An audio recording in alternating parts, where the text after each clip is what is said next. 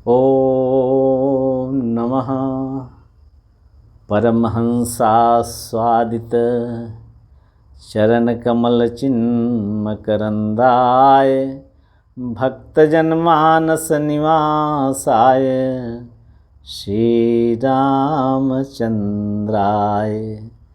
बोलो सियावर रामचंद्र भगवान की जय। उमा महेश्वर भगवान की जय। पवन पुत्र श्री हनुमान जी महाराज की जय। लक्ष्मी नारायण भगवान की जय। उमा महेश्वर भगवान की जय। राधा माधव भगवान की जय। श्री सद्गुरुदेव भगवान की जय। जय जय सीताराम। अनंत कोटि ब्रह्मांड नायक परात्पर परब्रह्म पुराण पुरुषोत्तम भक्तवांछा कल्पतरु भगवान श्री सीताराम जी की कृपा से आज हम सुंदरकांड में उस प्रसंग की ओर चल रहे हैं जहाँ पर भगवान श्री राम के द्वारा प्रेषित वानरों के समूह में श्री हनुमान जी 100 योजन लंका पार करके 100 योजन का समुद्र पार करके लंका में आ गए हैं और विभीषण जी के मार्गदर्शन में सीता जी के पास पहुंच गए हैं।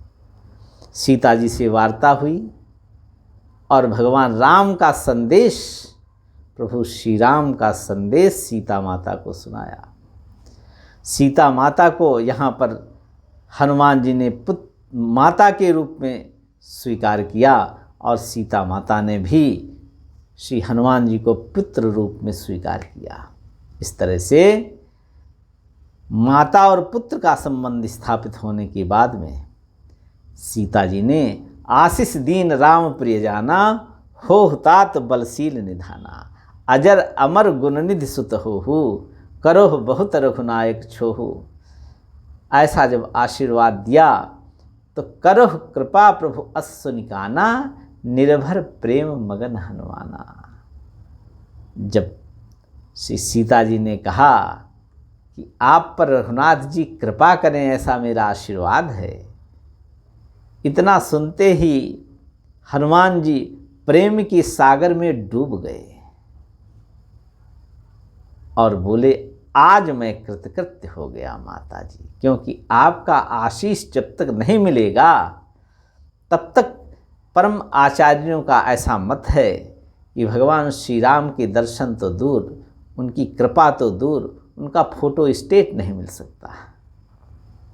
और हनुमान जी ने कहा, अब कृतकृत्य भयो मैं माता, आशीष तो अमोघ विख्याता। आपका आशीष अमोघ है, ऐसा जगत प्रसिद्ध है। और उसके बाद हनुमान जी को भूख लग गई। सुनो मात मोहि लागी भूखा, लाग देख सुंदर फल रूखा।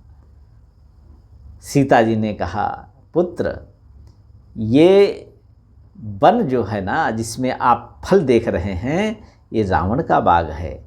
इसमें जातधान महाबली राक्षस रावण के द्वारा नियुक्त किए गए हैं पहरेदारी के रूप में। इसलिए आप सोच समझकर ये निर्णय लो कि मुझे फल खाना है। सुन सुत करहि विपिन रखवारी, परम सुभट रजनी चरभारी। हनुमान जी ने कहा, माता जी मैंने निर्णय ले लिया, इनका भय मुझे नहीं है, केवल आप प्रसन्नतापूर्वक मुझे आज्ञा दे दो, इनका भय मुझे कुछ भी नहीं। देख बुद्धि बल निपुण कपि, कहो जानकी जाओ। माता जी ने कहा, जाओ पुत्र, रघुपत चरण हृदय धरी, तात मधुर फल खाओ। रघुनाथ जी के चरण कमलों को हृदय में धारण करके, हे तात, मधुर फलों को खाओ।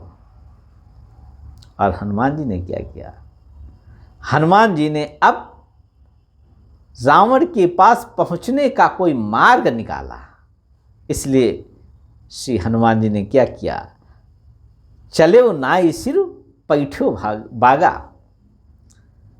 सीता जी के चरण कमलों में मस्तक झुकाया और बाग में प्रवेश किया।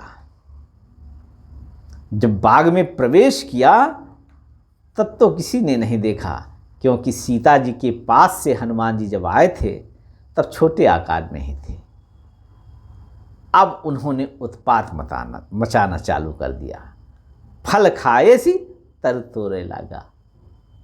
श्री हनुमान जी फल पहले खा लिए पेट भर, और उसके बाद वृक्षों को तोड़ना, उत्पात मचाना प्रारंभ कर दिया। वहां पर जो राक्षस थे वीर, उन्होंने रोका, अरे ये बंदर कैसे उत्पात मचा रहा है। रहे तहां बहु भट रखवारे, कछ मारे से कछ जाई पुकारे। हनुमान जी ने कुछ को तो प्राणों से ही खत्म कर दिया और कुछ को अधमरा छोड़ दिया ताकि रावण के पास तक जा सकें। और वो गए रावण के पास और रावण से क्या कहते हैं कि हे नाथ, हे राक्षस राज, एक कपि आया है, वो बहुत ही बली है। नाथ एक आवा कपि भारी, तेहि अशोक वाटिका उजारी। उसने अशोक वाटिका को नष्ट भ्रष्ट कर दिया। रावण यद्यपि नाराज हुआ कि एक बंदर के आने से तुम लोग डर गए, अरे बोले डर ही नहीं गए, बहुत लोगों को उन्होंने निष्प्राण कर दिया, ऐसा वो वानर है। रावण ने कहा ठीक है, बहुत से वीर सैनिकों को भेजा। तब रावण पठये भटनाना। सुन रावण पठये भटनाना। जब ऐसा सुना रावण ने तो बहुत से वीर और राक्षसों को भेजा और उनको देखकर हनुमान जी मानो और बलशाली हो गए। तिन्हि देखि गर्जो हनुमाना। हनुमान जी ने अट्टहास किया, गर्जना किया और सब राक्षसों को मार दिया। जो जो राक्षस रावण के द्वारा इस बार भेजे गए उन सबको मार दिया। सब रजनीचर कब संहारे। लेकिन पहले वाले जो अधमरे थे, जो जानते थे कि इस कपि से युद्ध करना संभव नहीं है, वो दूर से ही युद्ध देखते रहे। और जब रावण के द्वारा प्रेषित सारे राक्षसों को श्री हनुमान जी ने मार दिया तो वो अधमरे पहले वाले जो थे वो फिर जाकर रावण से कहने लगे कि प्रभु, वो बानर संभाला नहीं संभल रहा है, जितने लोगों को आपने भेजा था सबका प्राण चला गया, सबका प्राणांत हो गया, सब वीर गति को प्राप्त हो गए। तब रावण को बड़ा क्रोध आया और रावण ने पुनि पठयो तेहि अक्ष कुमारा। रावण ने अपने बलिपुत्र अक्षय कुमार को भेजा। अक्षय कुमार को जब रावण ने भेजा तो रावण ने कहा, अक्षय कुमार तुम अकेले मत जाओ, बड़ी सेना ले लो वीरों की, राक्षस वीरों की सेना लेकर अक्षय कुमार उस अशोक वाटिका में आधम का। आवत देख बिटप गह तरजा। जैसे हनुमान जी ने देखा कि अक्षय कुमार रावण का बेटा अत्यंत पराक्रमी आ रहा है और उसके साथ पराक्रमी योद्धा भी हैं, तो बिटप यानी हनुमान जी ने हाथ में लेकर अक्षय कुमार को ललकारा। बिटप गही तरजा। और एक ही प्रहार में, एक ही वृक्ष के प्रहार में अक्षय कुमार शहीद हो गए। ऐसे हनुमान जी पराक्रम दिखाने लगे वहां। अत्ताहि निपाति महाधुनि गर्जा।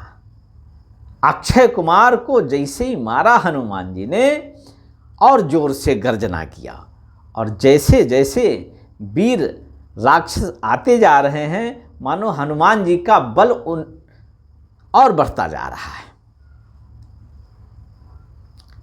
अब हनुमान जी ने क्या किया, कछु मारदेसी कछु मरदेसी।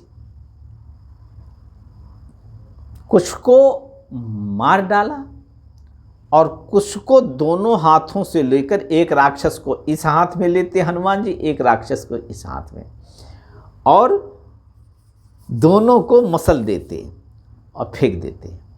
इस तरह से कछु मारेसी कछु मरदेसी। और गोस्वामी जी लिखते हैं कछु मिलयसी धरि धूरी, और कुछ को धूल में मसल दिया। कछु पुनि जाय पुकारे प्रभु मरकट बल भूरी। और जो पहले वाले जो अधमरे थे ना, घायल, वो लड़ते नहीं थे क्योंकि जानते थे कि एक बार पिट चुका हूँ। वो फिर पहुँच गए रावण के पास। कछु पुनि जाय पुकारे प्रभु मरकट बल भूरी। हे प्रभु, वो जो बानर है ना, उसके बल का कोई थाह नहीं है। सुनि सुतबध लंकेश रिसाना। अब जब सुना लंकेश ने कि उस वानर ने, एक बानर ने मेरे बेटे अक्षय कुमार को मार दिया, और उतना ही नहीं, इतनी पराक्रमी सेना साथ में भेजा था, उसको भी मार दिया। तब सुन सुतबध लंकेश रिसाना। अभी तक क्या हुआ था, दूसरे जो राक्षस मारे गए थे उनसे तो इतना अपनापन था नहीं रावण को। अब खुद का पुत्र जब मरा, तब समझ में आया कि अपने परिवार का कोई जन जब मरण को प्राप्त होता है तो कितनी वेदना होती है। बहुत क्रोध में भर गया। अभी तक तो पूरे संसार को सताया था, सबको मारा पीटा, किसी माँ को पुत्रहीन बना दिया, किसी स्त्री को विधवा बना दिया, क्या क्या उत्पात नहीं किया रावण ने। लेकिन आज पहली बार मेरे श्री बजरंगबली, आज रावण पर चोट हुई, और रावण ने सुनि सुतबध लंकेश रिसाना। अपने पुत्र के वध को सुनकर राक्षस को बड़ा क्रोध आ गया। लंकाधिराज रावण क्रोधित हो गए और पठे से मेघनाद बलवाना। और मेघनाद से कहा, बेटा अब तुम जाओ, इंद्रजीत हैं आप जाइए। और मेघनाद पर रावण को इतना विश्वास था कि मेघनाद से बोला, बेटा उसको मारना नहीं, उसका वध न करना। आज तक ऐसा बानर मैंने सुना नहीं, देखने की तो बात दूर है। मारस जन सुत बांधे सुताही, पुत्र उसको मारना नहीं, उसको बांध कर लाना। मारस जन सुत बांधे सुताही, देखी कपि कहाँ कराही। मैं उस बानर को देखूं तो वो आखिर है कहाँ का, कहाँ से आया है। चला इंद्रजीत अतुलित जोधा, जिसने इंद्र को जीत लिया था, इंद्र के वज्र को अपने हाथ से पकड़ लिया था और इंद्र को बंदी बनाकर यही मेघनाद लाया था। और ये भी जब समाचार सुना कि मेरे भाई अक्षय कुमार को इस बंदर ने मार दिया, तो क्रोध में भर कर गया। चला इंद्रजित अतुलित जोधा, बंधु निधन सुनि उपजा क्रोधा। श्री हनुमान जी ने देखा अब की रावण का कोई बड़ा सिपाही आया है। हनुमान जी ने देखा कि ये बड़ा वीर है, क्योंकि इंद्रजीत देखने में भी वीर दिखते थे। कभी देखा दारुण भटावा, कटकटाई गर्जा और धावा।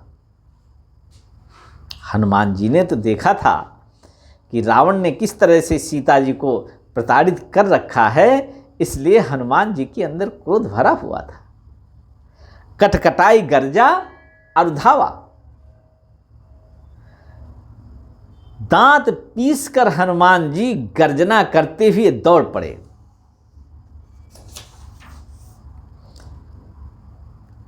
और उस अशोक वाटिका में जो सबसे बड़ा वृक्ष था, उस वृक्ष को उखाड़ा और मेघनाद रथारूढ़ होकर आ रहे थे।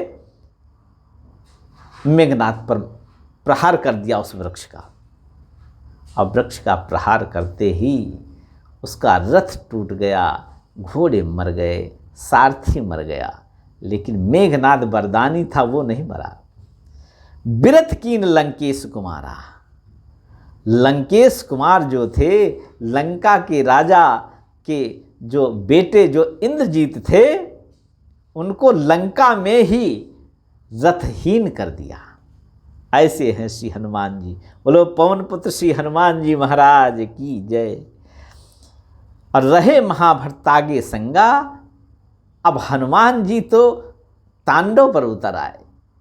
रहे महाभट्टागे संगा, गहि गहि कपि मर्दई निज अंगा। अक्षय कुमार के साथ में जब आए थे वीर, तो उनको तो कुछ को मारा और कुछ को आपस में रगड़ कर मार दिया, कुछ को धूल में मसल कर मार दिया। लेकिन अब यहाँ पर हनुमान जी एक नया तांडव प्रारंभ कर रहे हैं। गहि गहि कपि मर्दई निज अंगा। हनुमान जी अब मानो खून की होली खेल रहे हैं। एक तो विशाल शरीर और स्वर्ण शैलाभ देहम, सोने की जैसी दमकती हुई आभा। गहि गहि कपि मर्दई निज अंगा।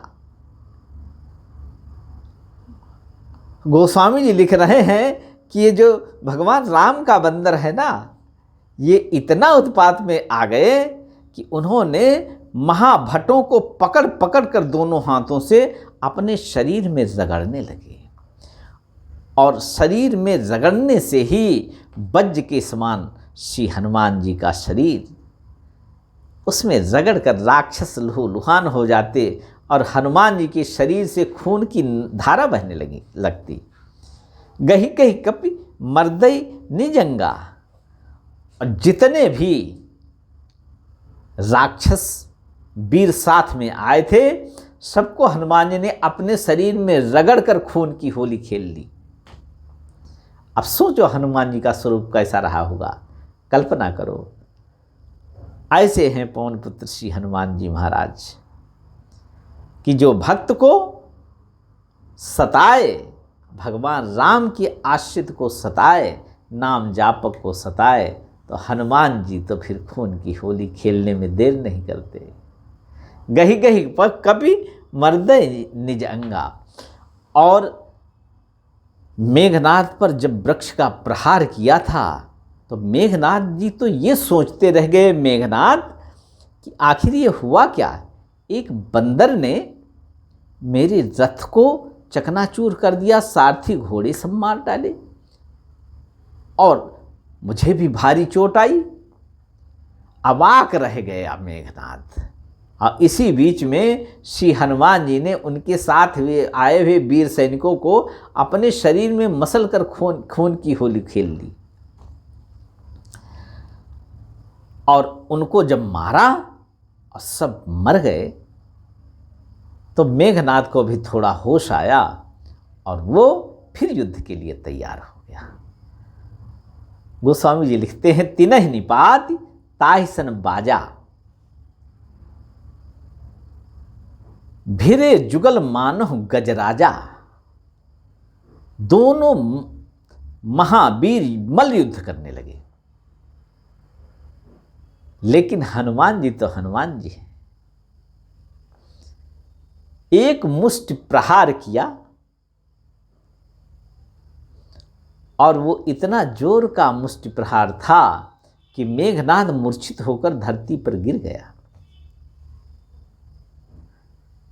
भिरे जुगल मानहु गजराजा, मुठिका मारी चढ़ा तर जाई।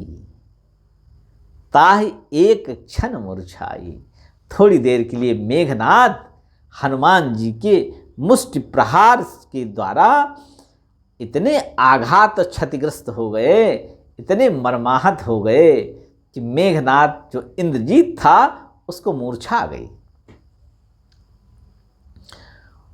अब मेघनाद ने सोचा कि ये साधारण वानर नहीं है, इसलिए मुझे राक्षसी माया का प्रयोग करना पड़ेगा।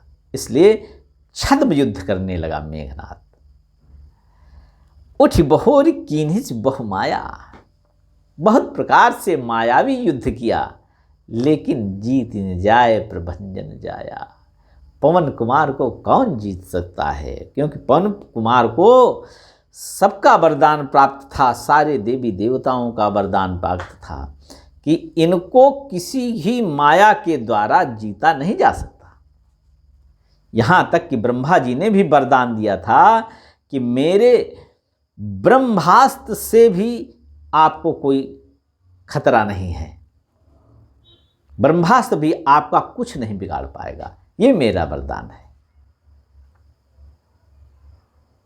इसलिए जीत न जाए प्रभंजन जाया, हनुमान जी को जीता नहीं जा सका।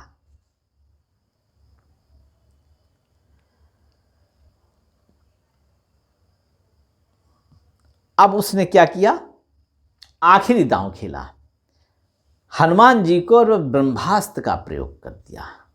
ब्रह्म अस्त्र ते सांधा कपि मन कीन विचार। हनुमान जी ने मन में विचार किया कि जो न ब्रह्म सर मानो महिमा मिटई अपार।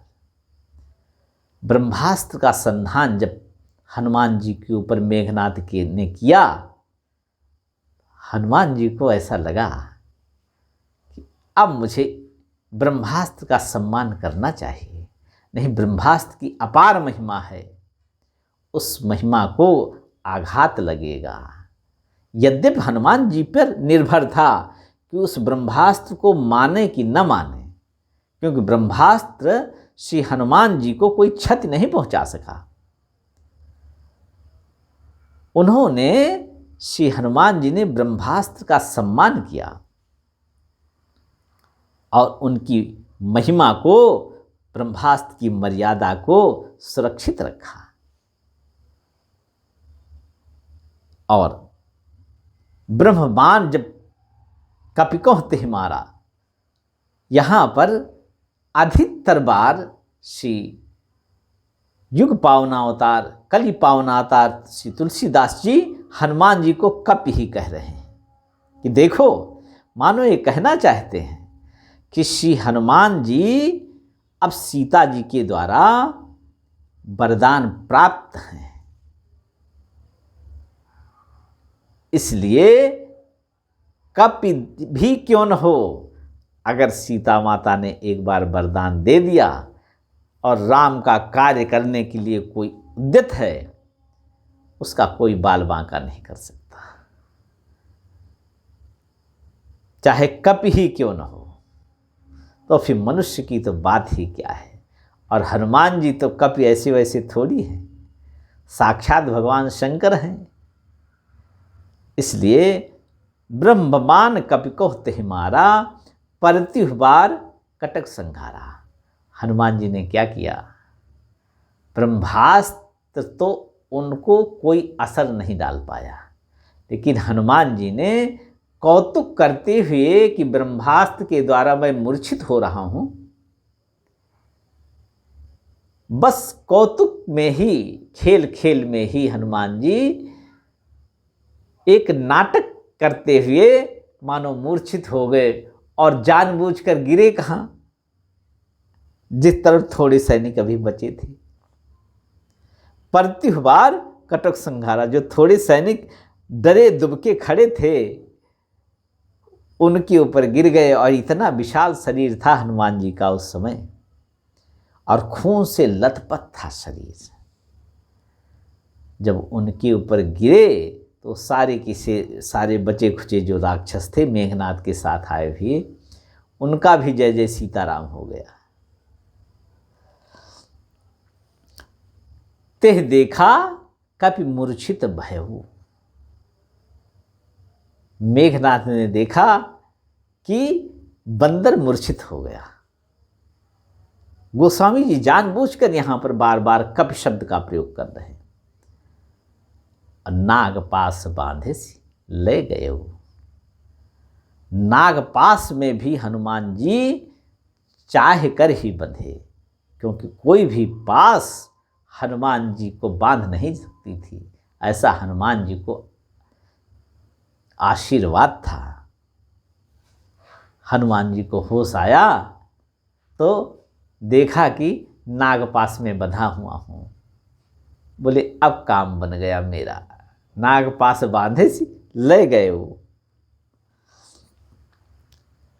शंकर जी कहते हैं भवानी आश्चर्य मत करो, हे पार्वती आश्चर्य मत करो।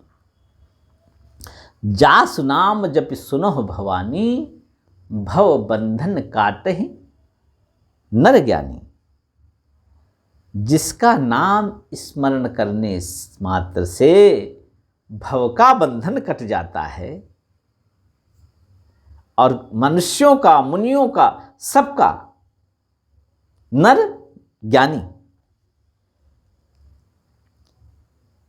ज्ञानी विवेकी मनुष्य संसार सागर से तर जाता है।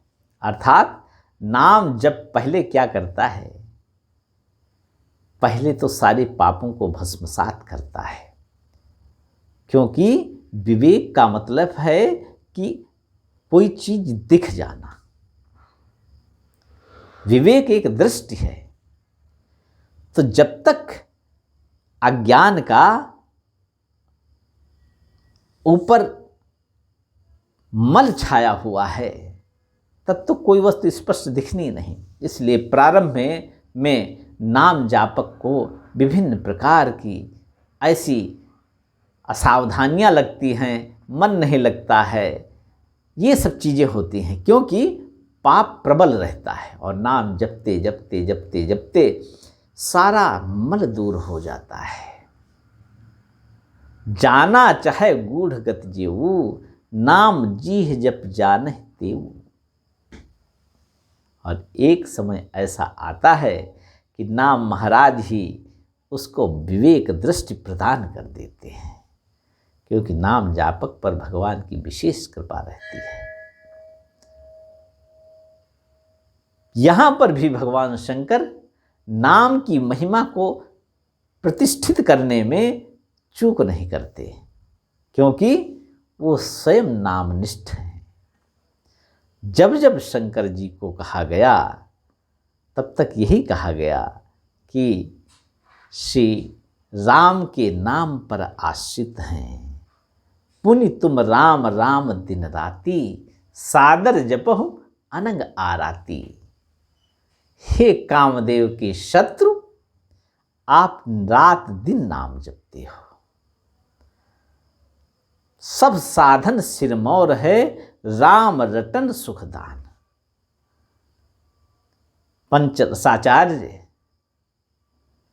प्रेम मूर्ति अनंत शिवभूषित साकेत निवासी श्री रामहर्षण दास जी महाराज, जिन्हें प्रेम से सब लोग सरकार कहते थे, उन्होंने हर्षण सतसई में नाम की महिमा लिखा है।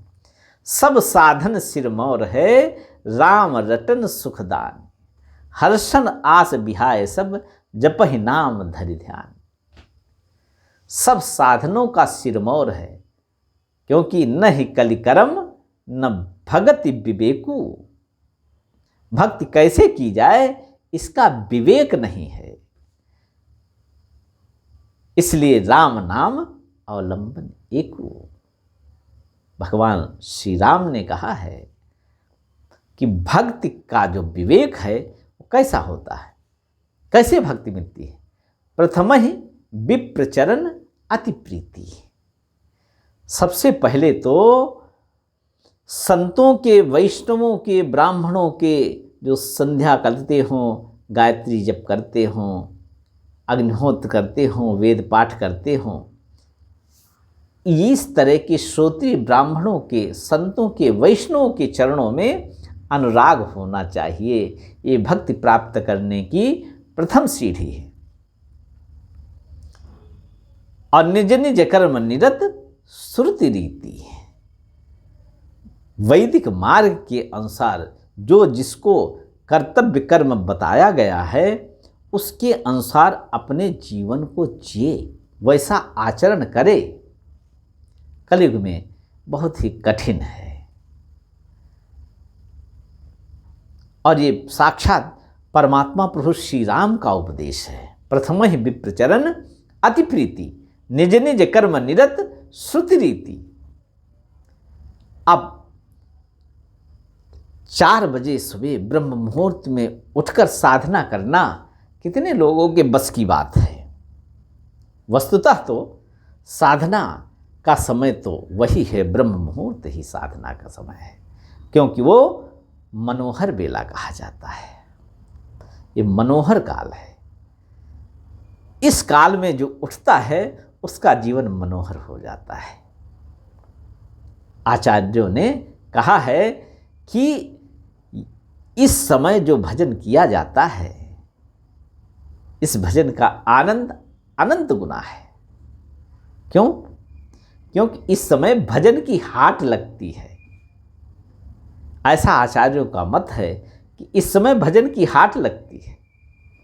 जितने भी उच्च कोट के भजन करने वाले दृष्ट और अदृष्ट रूप में विराजमान हैं, उस सब ब्रह्म मुहूर्त में भजन पर बैठते हैं। अर्थात वैष्णवों की, आचार्यों की, योगियों की, ऋषियों की, मुनियों की, तपस्वियों की भजन करने की हाट लगती है पूरे संसार में, पूरी पृथ्वी पर। और उस हाट जब लगी हो पूरी तरह से, उसमें मनचाही वस्तु प्राप्त करना हो तो उसी हाट का एक अंग बनना पड़ेगा। लेकिन ये संभव सबके लिए नहीं है आज के संसार में। और भगवान श्री राम कह रहे हैं, प्रथम ही विप्रचरण अति प्रीति, निज निज कर्म निरत श्रुति रीति। और श्रुति क्या कहती है? ब्राह्मे मुहूर्ते बुद्धेत धर्मार्थो चानु चिंतयेत। ब्रह्म मुहूर्त में उठ जाना चाहिए और भजन में लग जाना चाहिए। लेकिन इस कलयुग में कितने लोग ऐसा कर पाते हैं? अच्छे अच्छे साधक भी ब्रह्म मुहूर्त में उठकर भजन में बैठ जाएं, यह प्रायः देखने में नहीं मिलता। और जो बैठते हैं वो तो धन्य हैं, क्योंकि धरती वीरों से खाली नहीं है। भगवान श्री राम कह रहे हैं, प्रथम ही विप्रचरण अति प्रीति, निज निज कर्म निरत श्रुति रीति, तेहि कर फल पुनि विषय विरागा। यह करने से क्या होगा? सारे मल धुल जाएंगे और संसार आसार लगने लगेगा, विषयों से वैराग्य हो जाएगा। अब विषयों से वैराग्य होने का मतलब है कि अविद्या मिट गई। अविद्या क्या है? अविद्या जो अनित्य है उसे नित्य मानना, जो अशुद्ध है उसको सर्वथा शुद्ध मानकर अपना मानना, जो दुख स्वरूप है उसको सुख स्वरूप मानकर उसमें व्यवहार करना, और जो अपना नहीं है उसको अपना मानकर गले लगाना, ये अविद्या है, ये माया है और ये सर्वथा झूठी है। इसलिए वैराग्य कैसे होगा? जब संतों की कृपा होगी और शास्त्रों के अनुसार आचरण होगा, तब उसका फल होगा विषयों से वैराग्य होना। ऐसे कोई कह दे मैं बैठा रहूँगा और विषयों से वैराग्य हो जाएगा, बाना बना लूँगा, वेश धारण कर लूँगा, विषयों से वैराग्य हो जाएगा, संभव नहीं है। तेहि कर फल पुनि विषय विरागा, तब मम धर्म उपज अनुरागा। तब भागवत धर्म में अनुराग प्राप्त होता है। इसीलिए गोस्वामी जी कहते हैं, नहीं कलि करम न भगति विवेकु।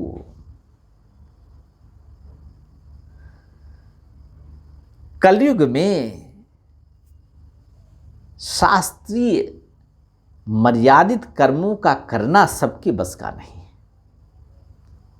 और भक्त के चरणों में चलकर, भक्त के पायदान में चढ़कर भक्ति को प्राप्त करना ये भी बड़ा कठिन है। इसलिए साधारण सूत्र दे दिया, नहीं कलिकर्म न भगति विवेकु, राम नाम अवलंबन एकु। केवल एक राम के नाम का अवलंबन ले लिया जाए, जिस नाम में आस्था हो उस नाम का अवलंबन ले लिया जाए, बस काम बन जाएगा। और यही पंचरसाचार्य प्रातस्मरणीय पूज्यपाद श्री रामहर्षण दास जी महाराज ने कहा है अपने हर्षण सतसई में, सब साधन सिरमौर है, राम रटन सुखदान, हर्षण आस बिहाय सब, जपहि नाम धरि ध्यान। गोस्वामी जी से किसी ने पूछा कि गोस्वामी जी, शास्त्रों में, पुराणों में हमने ऐसा सुना है कि कल्प वृक्ष की कल्पना है, आखिर कल्प वृक्ष कहाँ है? गोस्वामी जी ने कहा, कल्प वृक्ष तो धरती पर है नहीं। कल्प वृक्ष अगर ढूंढने जाओ तो जिस कल्प वृक्ष की कल्पना की गई है, जिस कल्प वृक्ष का वर्णन है, वो तो इंद्र के यहाँ विराजमान है। तो बोले फिर? तो बोले हर व्यक्ति अपने आंगन में कल्प वृक्ष लगाए, ये मेरी इच्छा है। बोले वो कल्प वृक्ष मिलेगा कहाँ जिसको लगाकर फलित फूलित किया जाए? बोले उसको सींचने की जरूरत नहीं है। बोले फिर? बोले एक बार कल्प वृक्ष के बारे में समझ लो। बोले बताओ। श्री गोस्वामी तुलसीदास जी ने विनय पत्रिका में बड़ा अच्छा भाव कल्प वृक्ष का प्रस्तुत किया है, और बोले कलि नाम काम तरु राम को, भगवान राम का ही नाम कलयुग में कल्प वृक्ष है। और बोले सबको ये कल्प वृक्ष अपने आंगन में लगाना चाहिए। और आंगन कहाँ? हृदय रूपी आंगन में। और स्पष्ट किया गोस्वामी तुलसीदास जी ने, राम नाम मन दीप धरु, जीह देहरी द्वार, तुलसी भीतर बाहरो, जो चाहसी उजियार। और उजेला हो गया अर्थात विवेक प्राप्त हो गया, अविद्या मिट गई, सच्चाई दिखने लगी। सखा परम परमार्थ एहु, मन क्रम वचन राम पद नेहु। जानिए तबहि जीव जग जागा, जब सब विषय विलास विरागा। जीव को जागा हुआ तभी मानते हैं जब सब विषयों से उसको वैराग्य हो जाए, अर्थात उसकी अविद्या का बंधन कट जाए। अविद्या का बंधन कटते ही क्या होगा? भव बंधन कट जाएगा। और यहाँ पर भगवान शंकर कह रहे हैं पार्वती जी से, जासु नाम जप सुनो भवानी, भव बंधन काटहि नर ज्ञानी।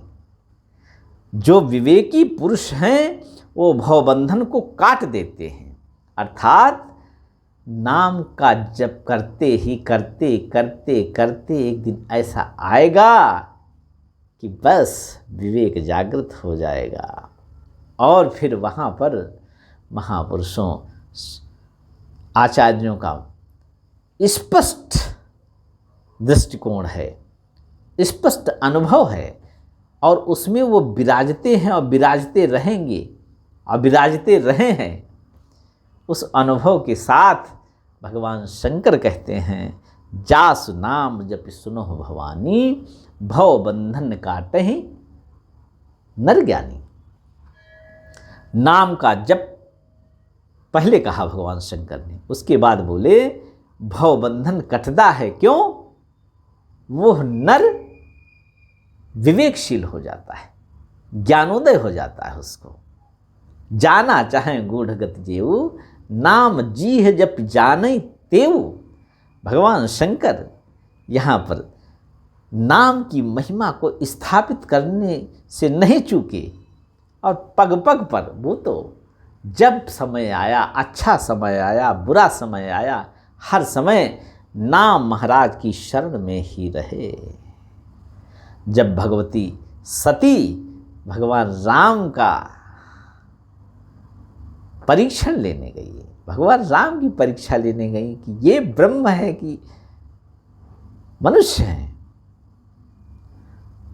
तब भगवान शंकर ने कहा कि मैं इस बरगद के पेड़ के नीचे बैठा हूं, तब तक तुम परीक्षा लेकर आ जाओ। और समझ गए कि दक्ष सुता का अब कल्याण नहीं है, और अस कहि लगे जपन हरिनामा, सती गई जहां प्रभु सुख धामा। सुख के धाम जो प्रभु श्री राम हैं वहां सती गई, और भगवान शंकर ने सब कुछ प्रभु श्री राम के हवाले कर दिया। संसार में संकट चारों ओर बिखरा पड़ा हुआ है, और उस संकट में हर व्यक्ति जूझ रहा है, हम हूं या अन्य कोई हो, सब उस संकट में जूझ रहे हैं, क्योंकि इस अविद्या में फंसे हुए हैं। जो अपना नहीं उसको अपना मान बैठे, और यहीं फंस गए। मैं और मोर तोर तय माया, मैं मेरा तू तेरा, बस यही माया है। और ये सब स्वीकार करते हैं, इसलिए सब फंसे हुए हैं। तो ऐसे संकट में क्या करना चाहिए? हो ही सोई जो राम रचि राखा, को करी तर्क बढ़ावै साखा। अस कहि लगे जपन हरि नामा, सती गई जहाँ प्रभु सुख धामा। भगवान सुख के धाम जो हैं उनको रोता हुआ देखा सती ने, तो मिथ्या भ्रम हो गया और उनकी परीक्षा लेने गई। भगवान शंकर बस भगवान के ऊपर से छोड़कर नाम महाराज के आश्रय में आ गए। और यहाँ पर भी पार्वती जी से कहते हैं, देवी आश्चर्य मत करो, जास नाम जप सुनो भवानी, भव बंधन काटहि नर ज्ञानी, तास दूत की बंध तरु आवा। अब दूत तो हनुमान जी तो भगवान शंकर हैं। कथा कहते समय पार्वती जी से कहते हैं कि मैं बंधा नहीं हूं, ये जो कथा कह रहा हूं इसमें मैं बंधा नहीं हूं, क्योंकि हनुमान जी तो साक्षात शंकर है। तो कहते हैं तास दूत की बंध तरु आवा। आप आश्चर्य मत करो कि मैं हनुमान के रूप में अवतार लेकर बंध गया था। प्रभु कारज लग कपिह बंधावा। भगवान का कार्य संपादित करने के लिए उस हनुमान ने, उस मेरे स्वरूप ने बंधवा दिया अपने आप को। क्यों? रावण की सभा देखना चाहते थे हनुमान जी, रावण का बल पौरुष देखना चाहते थे, रावण की बुद्धि कौशलता देखना चाहते थे श्री हनुमान जी। इसलिए प्रभु कारज लगी कपिह बंधावा। कपि बंधन सुन निश्चर धाई। जब देखा कि वो बानर जिसने अक्षय कुमार को मार दिया और पूरी लंका में हाहाकार मचवा दिया, एक से एक वीर राक्षसों को मार दिया और बंधन में बंधकर आ रहा है, तो बंदर को तो हम लोग भोजन में लेते हैं, नाश्ते में खाते हैं बंदर को, और ये कैसा बंदर है जिसने इतना उत्पात मचा दिया। तो कपि बंधन सुन निश्चर धाये, कौतुक लाग सभा सभाए। रावण की सभा लगी हुई थी और उसी सभा में श्री हनुमान जी को लाया गया। और आश्चर्य की बात तो ये है कि